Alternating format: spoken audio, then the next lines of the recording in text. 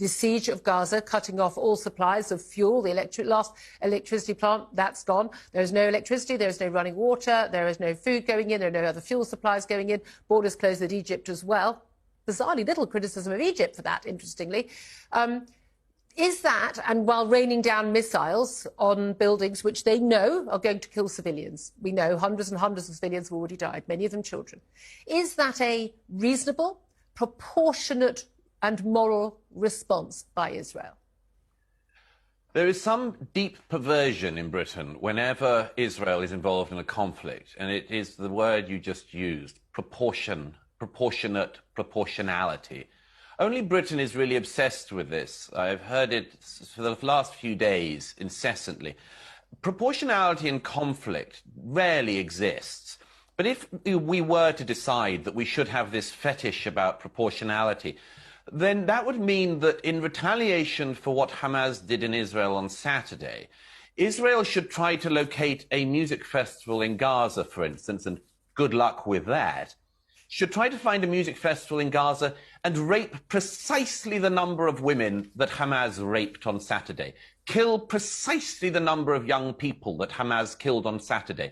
They should find a town of exactly the same size as a town like Sderot, where I've been many times myself, and make sure they go to door and kill precisely the correct number of babies that Hamas killed in Sderot on Saturday, and shoot in the head precisely the same number of old age pensioners as were shot in Sderot on Saturday, just to choose one town. Proportionality in conflict is a joke.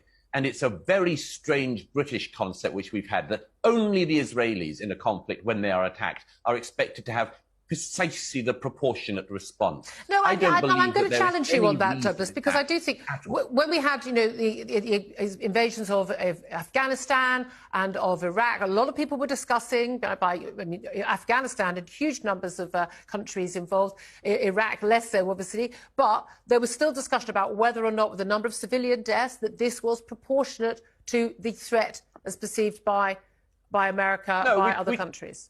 We didn't say that the death toll in Afghanistan had to be precisely the death toll, for instance, in the Twin Towers in New York. We didn't take that view. By the way, always has to be said, the difference between the Western way of war and the Hamas terrorist way of war is that their objective is to kill civilians. The objective of Hamas is to kill innocent people. The objective in conflict of the United States, the United Kingdom, Israel and other civilized democracies is to kill as few innocent people as possible. It cannot be said enough that Israel tries to use the IDF to protect its citizenry. Hamas uses the citizenry to try to protect Hamas. Israel precisely uses precision-guided missiles in order to try to limit civilian casualties. But I have no doubt that after the atrocities of the last week, the appetite of the Israeli public and military and politicians to continue this precision game will, of course, change.